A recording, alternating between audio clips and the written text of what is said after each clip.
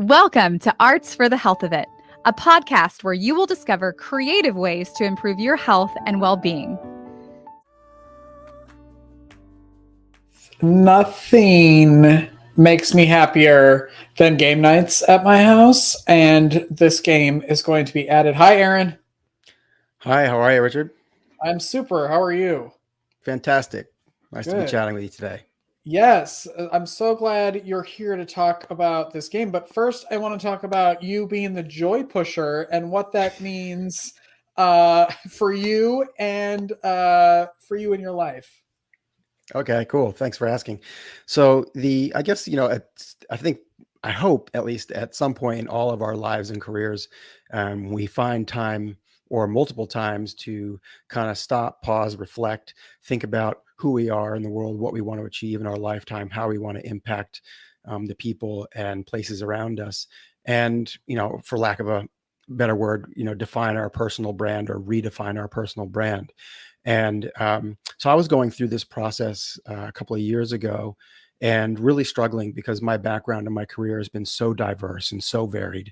And it's, in my own head, I was struggling with the challenge to how to find the through line through everything that I've been involved with.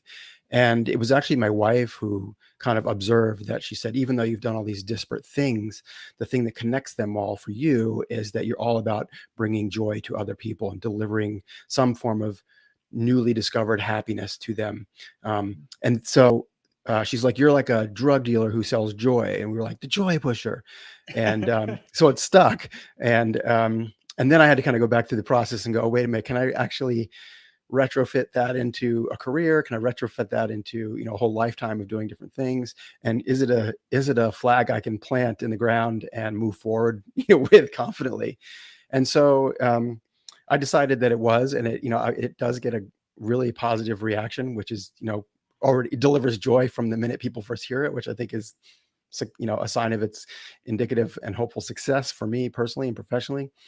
And so that's sort of the origin story. And I mean, you do so much with that title. Can you tell everybody, if they go to your website, like what they'll find there, and all the different ways that they can actually connect with you, and the different ways that you're pushing joy? Sure. I mean, in terms of connecting with me, my personal website is, the best place to do that. And it's EranThomson.com. My first name is spelled ERAN. Surname is THOMSON, no P. We call it a dry Thompson. So EranThomson.com is where you can learn all about me if you're interested. I think in terms of the through line that I talked about and how to connect all those points back to joy, I started my career in advertising and marketing as a creative and a creative director. And whilst a lot of people hate advertising and find it quite intrusive and annoying, at the top of that industry or the top of that profession, there are a handful of really great kind of creative agencies that do the kind of ads that we still talk about. The Super Bowl was not too long ago, and people are still talking about some of the really funny, engaging, entertaining stuff that they saw then. And that was the kind of stuff that I was really excited about doing. And so because of that, it is possible, using the Super Bowl ads as an example, that advertising can bring joy, bring laughter, bring a smile, as well as educate, entertain, and inspire. So I felt like I had sort of legitimately ticked that box, and most of the stuff the work that I'd done during my advertising career did drift towards humor, comedy, sometimes smart when necessary, but my default was always humor and comedy. And then later in my career, as I was looking for tools to become a better writer, a better leader, a better communicator, and a better creative director, one of the things I discovered was improvisation. And so I took a class out in LA and then and kind of fell in love with it. And every improv class, if anyone in your audience has ever taken one, you probably know that every class has someone in it who we affectionately call the asshole. And I was that person in my class. And what that usually means is the person thinks they're funny and is trying to impress everyone else in the class. And so that's what I was doing. And what I quickly realized was that improvisation really isn't about being funny. It's about being present. It's about being aware. It's about being authentic. It's about responding to what's just been said rather than always trying to interject your own agenda and interrupt everyone else. So you learn skills like active listening and how to be a great communicator and a great collaborator. And even though I was in that class to get better at comedy writing and working with with talent and working with clients, what I walked away was this newfound set of tools that I wanted more of. So when I moved back to Australia after that course, I really wanted more, and there was nobody here at that time. This is going back about 11 years ago. There was no one here teaching improvisation at the level that I was being taught in Los Angeles. So very naively and with much optimism, I started flying people over from LA to run weekend workshops. And to make a long story short, that sort of snowballed into me launching a school called Laugh Masters Academy, which has now been trading for 11 years and is probably one of the largest improv and sketch comedy schools in the Southern Hemisphere. And so again, whilst my path to improvisation was comedy and humor and joy, the thing that I fell in love with it was more about life skills. But then coming here and ending up launching this school, we've delivered thousands of hours of joy to students and audiences and people who've participated in our classes and workshops. So that was a real easy kind of joy box to tick. And then again, off the back of that business, we founded a corporate training business, which transplants the fundamental philosophies of long form improvisation from the stage and puts them into a corporate environment. And very simply, why that makes sense is because of this thing called the ensemble philosophy. And what that really means is sort of like adopting a we mindset rather than a me mindset, and creating an environment in your workplace where everyone who comes into the office every day understands, trusts, believes, and accepts that everyone around them will support their actions, choices, ideas, and decisions and make them look good. And when you can walk into the office every day with that level of trust and confidence that you are supported, welcomed, wanted, and your ideas will be heard and listened to and respected, no matter how ridiculous they are, because everyone there knows that even a ridiculous idea can lead to a great idea. That's incredible. Like, who doesn't want to go to work in that kind of environment, in that kind of place? Because it's a joyful place to work. So again, joy, ticking that box. Again, it's broader than just joy, but I could find that thread. And then from my advertising career, I did a kind of very, to people who know me well, what seemed like an outrageous dogleg into startup land. And I ended up co-founding a superannuation business, which for your non-European and non-Australian listeners, superannuation is basically a hybrid product of Social Security and like a 401k. So it's a retirement investment vehicle. And we were looking around at that industry going, it's too big, it's too broken, it can't adapt to the way the world works today. It is embracing digital. Everyone hates it. Nobody understands it. And yet, at least for Australians, it's their single biggest asset, because we were required by law to put a minimum of 9.5% of any money we earn into it. So, you probably don't save 9.5% of your money anywhere else. So everyone has this asset that they mistreat or ignore. And we were like, there's a really interesting opportunity here. So to make a long story short, my job there was to help make people more aware of the money they had, influence how they invest it into things that matter to them. A great example of that was most of the superannuation businesses that existed before ours, which was called Zuper, were invested in things like tobacco and nuclear weapons. And when we asked people, did you know that your money was invested that way? They were like, no. Are you happy about it? No. Okay. So we can do something about that now. So again, that's, if the idea of investing in things that matter to you or divesting from the things that you don't like and having more money when you're retired brings you joy, then great. Again, taking that box. So you can see how I was able to kind of retrospectively go back and find that position that now that I've called it out for myself and for the world, it sort of becomes a guiding light and a guiding principle for any of the things I might do next, including Song Saga, which, is how you and I first got into touch. Yes, I love this idea. And I think that, recently a lot of things are coming on in the news. There was a whole Dateline 2020 thing about Tony Bennett and music, and the way that music, no matter where your brain really is, somehow still translates, and there's some weird connection with music and your brain. And I think this is such a great, easy way for people to be able to be entertained, to bring joy to their lives, and then also learn about people and, stretch that memory muscle. So the game is Song Saga. I love the box. I love everything about it. It's so fun. And where did that idea even kind of come from, where you were like, I think a game is our next step? Yeah. So, one of the things that my wife made me promise was not to start any more businesses without her permission. So, Oops. because, I've done a lot of things and been involved with a lot of startups and different ideas. So she was very like, you need to slow down. You need to figure out what it is you really want to be doing. So I had already in the back of my mind, I'm not allowed to do anything new. But what had been percolating away was, I guess, two disparate thoughts that I was able to connect. The first was,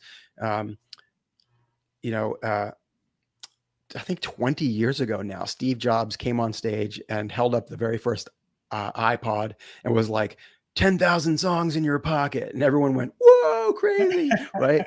Like, how am I even going to what am I going to do with 10,000 songs? Oh my God, this is the best thing. And then everybody went out and we all had iPods for a decade, whatever, right? And now with the advent of music services like Spotify, Apple Music, Amazon Music, YouTube Music, all of us have 60 million songs in our pocket. We have all the songs in our pocket. And not only that, the songs in your pocket are the same songs in my pocket. Even if we have different playlists, even if we have different preferences or musical taste, the reality is that all of a sudden, everyone in the world has access to the largest total music library that perhaps has ever existed. And so when I realized this, I was like, there has to be a way to gamify that, to make that playful and fun, to, not only as a music aficionado, but as someone who likes to discover new music. And also, as you touched on earlier, the power of music as a mnemonic device to spark memory and remind us of the moments and memories that have meaning to us.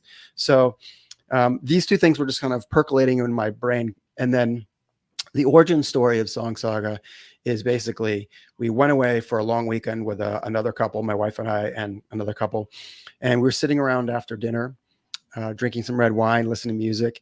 And it just so happened to be the 1-year anniversary of my father-in-law's passing. And so as we were sitting around chatting, my wife kind of just asked the group, she said, hey, it's been a year since my dad died. And would it be all right if I played a song that reminds me of him and kind of honor of him and his life? And we were all like, yeah, of course. So she pulls out her iPad and plays Here Comes the Sun, doo-doo-doo-doo by the Beatles. And we all listen to this song, and that song all sparks memories for all of us. And then she tells this beautiful story about how as a teenager, she would come home after school and she would go out to the wood shop where her dad always was. He was a woodworker. And he had his record player and his record collection in the wood shop so that he could play music really loud without disturbing their mom back in the main house. And they would dance in the sawdust together and listen to music. And it was just like this beautiful memory attached to this beautiful song. And then our other friend was like, well, I have a song that reminds me of my dad. And so they shared a song and shared a story. And then another person went, and then I went, and we all told stories and had songs that were instantly and easily relatable to our fathers that were totally different. Some were sweet, some were sad, some were, really deep and meaningful. And we were like, wow, that was really cool. Let's do that again and pick another subject. So we did. And we ended up doing this all night long. The next day, I woke up and I was like, that's it. That's how we marry this idea that we all have 60 million songs in our pocket and yet completely different life experiences that are, there to be unearthed, to be surfaced and shared. Right. I think without a doubt, my favorite thing about Song Saga is that it unlocks the memory bank, right, and gives us access to stories and songs and meaningful moments that made us who we are, that we would never just, randomly decide to tell someone, right? Right. But now I'm sitting with you or with friends, and we're sharing these things about ourselves that even for people who think, oh, I'm not a great storyteller. Well, this is less about telling a great story and telling an authentic story, a real story, your story that only you can tell. And you can only tell it well because it's real and it's yours. And that is what creates this incredible connection between people, because now there's no surface, there's no like, I'm trying to be funny, right? It's no, I'm trying to entertain you, I'm trying to like be a good story. I'm just sharing this thing that has meaning to me. And whenever people reach that level of authenticity and perhaps vulnerability, we can't help but feel empathetic and attraction and and find that connection. That's such a great merge of so many amazing things. I want to take a quick break, and then we're going to come back and kind of dive into the game about how you play, and then also how someone has a chance to win a copy of the game. So we will be right back after this break. We're back with Eran Thomson, the creator, the Joy Pusher, and the creator of this game right here, Saga, which we were talking about before the break. Can you please tell everybody how you play the game, if you want to, and then I'd love to like see some of the cards so people can kind of see the types of things that they're going to get into. Sure, no problem. All right, so basically, at its core, Song Saga is some people have described it sort of like Cards Against Humanity meets the famous BBC radio show Desert Island Discs. It's sort of like a conversation card game that gets people sharing the stories and the soundtrack of their lives. And the way that it works is inside the box, there's a few different cards. There are green cards, which look like this, which all have prompts on them, which are designed to spark a memory of the music and moments that have meaning to you. And I'll give you some examples in a sec. Then there are gold cards, which are award cards, and the players can give these to each other. And I'll explain what those mean in a sec. And then there's blue cards, which are the You Rock cards. And these are how these are how you keep score. Right.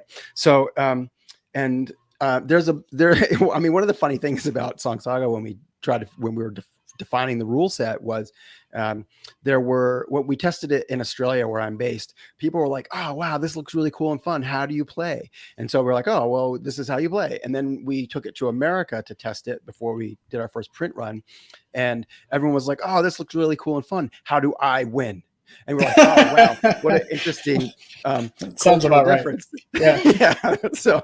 So we had to kind of rethink, the rule book. So what we found in both America and in Australia is that whilst Americans stereotypically seem to feel slightly more fixated on winning, once they start playing, they very quickly realize that the joy from the game comes not from I beat you, but from I got to know you better, right? I learned things about you that I never knew before. I discovered new music. I have a killer playlist as a result of this time that we spent playing. So that's the real win. That's the real joy. But you can play competitively if you want. And so generally speaking, most people end up just kind of devolving into, an awesome night of storytelling and playing music and sharing music. But if you want to play to win, the way it works is everyone starts off with an equal number of these green cards. And as I said before, they all have prompts. So some of the prompts, I just pulled some random examples here. So first CD, cassette, or album that you bought, breakups, traveling, someone who influenced you, guitar solo, love that one, university, the lowest point in your life so far. So that's interesting. So it's not always silly. It's not always like upbeat and positive. Like we're designed to like create some moments of intimacy and truthful sharing, but some of them are very silly. We get a lot of Snoop Dogg and Johnny Cash on this card. And then, grandfather and, that's a funny one, puke. so you can see it's a diverse range of cards, and whilst not every card may spark an idea for everyone, that's okay. That's why you have lots of them in the box. And the other thing that's interesting about these cards, it's not like, oh, I have to think of a story and a song that has grandfather in it or is about my grandfather. It's really, they're just designed to spark a memory. So a lot of times what happened to people would be like, oh, my grandfather used to collect trains. And that reminds me of the time I was traveling around Europe and our Eurail passes expired and we had to sneak aboard a train and the train was playing this opera music. And you know what I mean? Like, so it has nothing to do with grandfather, but it takes you to a place, and that's important because it makes the game a lot easier to play for people who may not have as lived a wild life experience yet, right? So anyway, that's the green cards. And then while you're playing, everybody also has in their hand a number of these gold card awards, and the gold cards are based on things that have happened at the Grammys or the MTV Music Awards, or just about things we know about celebrities, mostly musicians in general. So a couple of examples here. If you play a song that everybody gets up and starts dancing, then someone might win the Beyonce award for best dance moves, right? And that's based on the MTV Video Music Awards in 2014 when she set the world on fire with her crazy dance in that sexy dress. If someone tells an incredible story, they might win the Oprah Award for Most Amazing Story. For a story that should be a movie, you might get the Spielberg Award. And if you remember the story of how, if anyone here is a Radiohead fan, they might remember a few years ago, someone hacked Radiohead servers and tried to ransom OK Computer, probably one of their most famous albums, and basically blackmailed Radiohead into trying to pay them not to release their album. And so if someone reveals some intimate secrets in the course of play, they might get this card. Now, what's interesting about the most blackmailable story is that in the box, there's also this very important card. This is the Pinky Promise NDA, which basically says, all players must make the following Pinky Promise. I, Eran Thomson, do solemnly swear that what happens on tour stays on tour. So, and the fine print basically says, don't be a jerk. If people are sharing, intimate stories with you, use your judgment about whether or not they should leave the room. That's smart. Yeah. And so basically what happens is people, you play it with a music app in your hand or on your phone or your computer, and people, sometimes the card sparks the memory of an event, a life event. Sometimes it sparks memory of a song, and you just find those songs on your music app of choice and you play them. Now, a couple things are really interesting about that. One is that the song can sometimes be like a background track, like a soundtrack to your story. Sometimes it's the setup. So like, oh my God, I have the best story, but first you have to hear this song and then I'll tell you why it's amazing to me. Or sometimes you tell this great story and the song is like a punchline and you're like, and this is what we heard on the radio, right? But probably the best thing, and this probably is a nice segue into some of the health benefits of Song Saga, is what happens when people think they don't have a song or they don't have a story. So sometimes someone might pull a card out and they'll be like, university, I don't know, I can't think of anything. It sort of makes me think of like, we used to listen to Led Zeppelin all the time, So then they'll go into Spotify, they'll see all the Led Zeppelin songs, they'll recognize the one that they played a lot, and as soon as the first notes come out of the speaker, they're like, oh man, college road trip, spring break, we were going to Florida, blah blah blah, and my friend's car broke down, blah, blah, blah. And this you over and over and over when you play, you see the power of music as a tool to unlock memory. It's so incredible. And so even people who think they haven't got stories, even people who think they can't remember stuff, that's music is your friend, and music will unlock the memory and make you successful when you play. What are you hearing from people who have played the game? And I also imagine this game taking like 6 hours to play. It's like Risk, like how Risk takes a day and a half to play. Like this could go on for hours, which could be so fun. You could spend an entire evening just playing this game. But what are you hearing from people who have played the game? I was watching some of your social media videos, and going on your social media alone just to watch those videos of how excited people are after playing this game is worth it. But can you talk about that at all?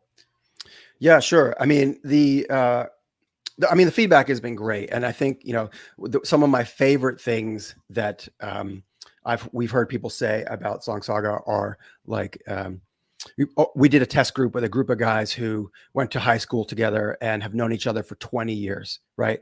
And they're playing this game, and they are gobsmacked and dumbfounded that for a group of guys who pride themselves on being best friends for a lifetime, that they were discovering new things about each other. And my favorite quote was, dude, I've known you for 20 years. How could I not know this about you? Like, it's just incredible to them.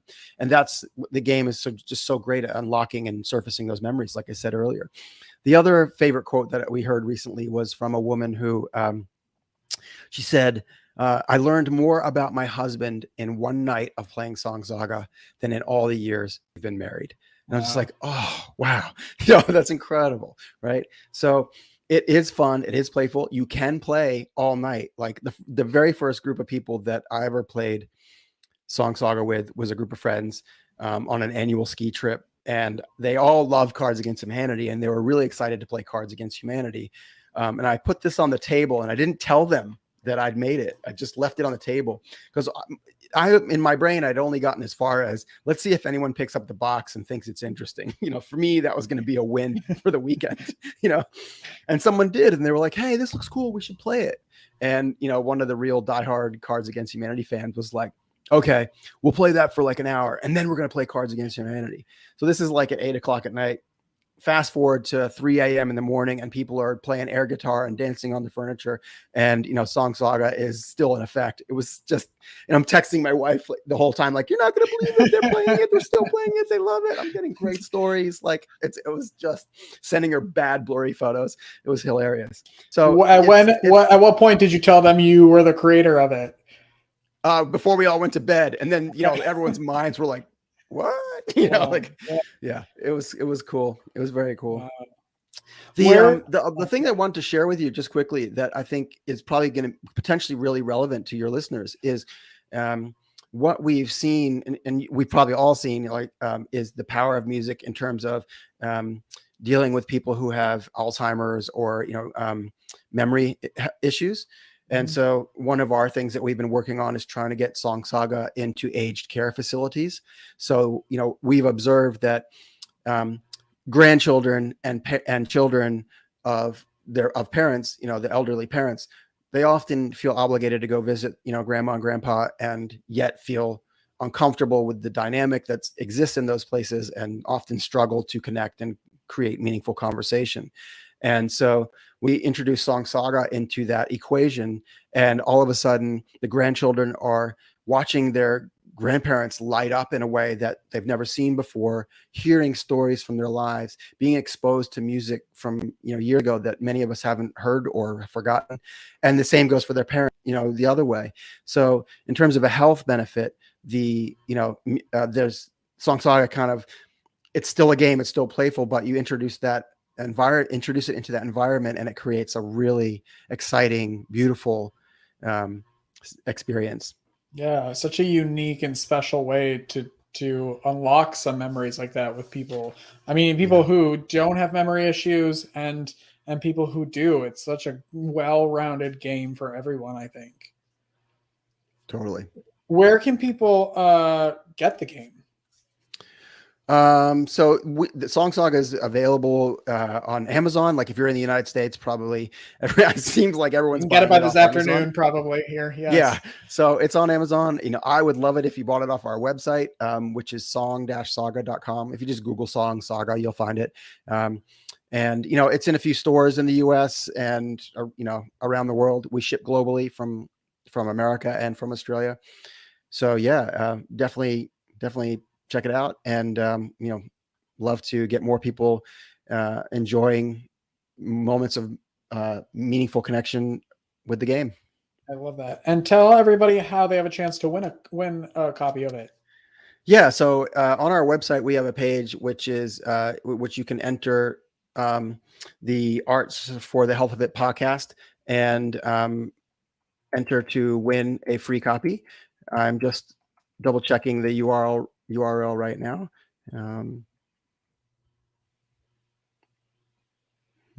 Nothing found. You may need to edit this. I believe it's song-saga.com/podcast, I believe, but we'll put it in the show notes. Yeah, let's put it in the show notes. Yeah. Sorry, I thought I had it handy, but it's not popping up. But yeah, we'll put that in the show notes. Go there and enter to win a copy and start playing, or go on their website and just purchase it, because I think it's a great game. Eran, I can't thank you enough for jumping on and talking about this. I'm so excited. We just had a game night here a couple of weeks ago, and I'm very sad that I don't have this game, but there's another one planned for May. So I plan on ordering the game and making sure it's available for everybody. Oh, wonderful. Thank you so much, Richard. I think what you're doing is really great, and I appreciate you letting us be a part of it. Of course. Anytime. Congratulations on the success of it. And I'm happy to meet the Joy Pusher. Thank you very much. That's our show, everyone. Make sure you like and subscribe wherever you're watching and listening. We'll be back next time. Keep creating. Bye-bye.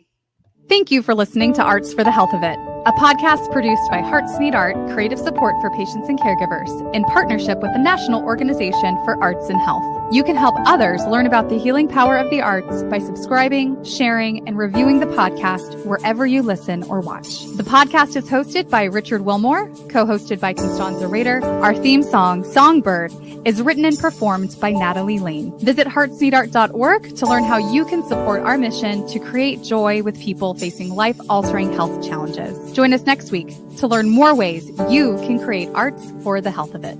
The views expressed on this podcast do not necessarily reflect the views of Hearts Need Art, their staff, board members, or other affiliates. All content is created for informational purposes only. This podcast is not intended to be a substitute for professional medical advice or to diagnose and treat any health condition. Always seek the advice of your physician or other qualified health professional with any questions you may have regarding a medical condition. Never disregard professional medical advice or delay in seeking it because of something you heard on this podcast.